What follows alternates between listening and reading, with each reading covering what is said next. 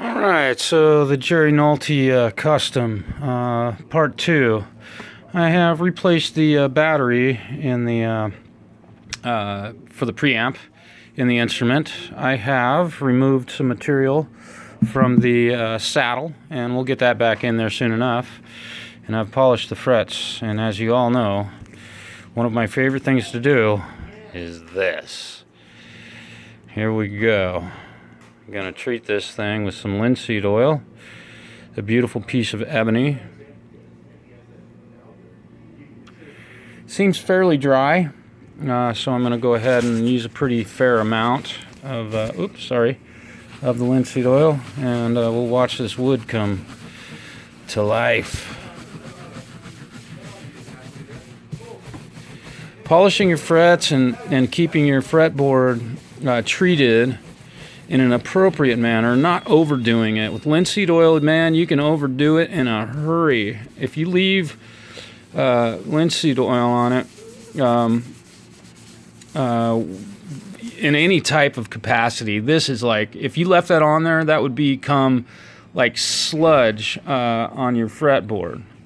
You just do not leave that much material on there. You wipe it on, you wipe it in, and you wipe it off. I say that every time I do this, but I like to make that point because I've had several guitars come in that the owner was treating the guitar with linseed oil, but they would leave way too much on the fretboard, and the thing just looked like it had been lacquered because the linseed oil hardens.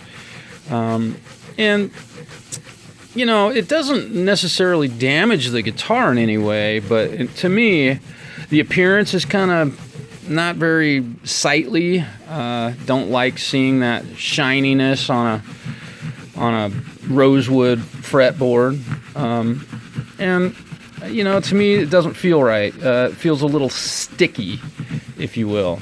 But I notice stuff like that because I have to pay very close attention to that for my clients. And as you can see, I have left no residue.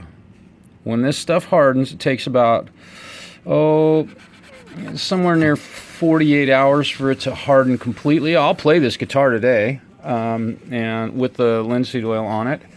And the leftover that I have here, I will, or the extra that I have here, we'll wipe that on the exposed wood here on the bridge for this instrument, and we'll do a nice light coat of linseed oil on this. And doesn't that look nice?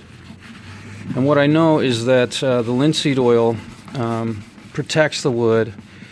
It keeps the bad stuff out and it keeps the good stuff in, and that's a lot of luthiers use that terminology, the old cliche. I believe this has been lacquered. I will hit it with some linseed oil and see, because linseed oil also can be used as a polish in some cases. I've used linseed oil to bring a finish back in an instrument that was kind of dull. Again, wipe it on, wipe it off. Don't leave any residue on there. And you know, today I have a fly. Oh, I got him. Holy smokes. The fly was literally on my eye, and I smacked him with my linseed oil soaked rag, and he's gone. Wow. Okay. Grasshopper. Anyway, wait, no, that was the kid from, what movie was it? Karate Kid. All right, I have treated the frets with the fretboard with linseed oil, and now I'm wiping off the.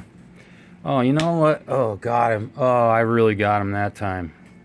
Oh, he's probably stuck to my forehead. Okay. Anyway, flies, love them. There we go. And this fretboard is all back in business. And I am right at the level, right at the point in the game where it's time to put strings on this and check the setup. I hope you all are having a wonderful Saturday. It is my day off, but I had to come in to get this guitar done. It's not like I'm have obligations, right? I mean, this is what I do. I get paid very well to do this. I would be sitting at home, I don't know, watching a YouTube video like you. Peace.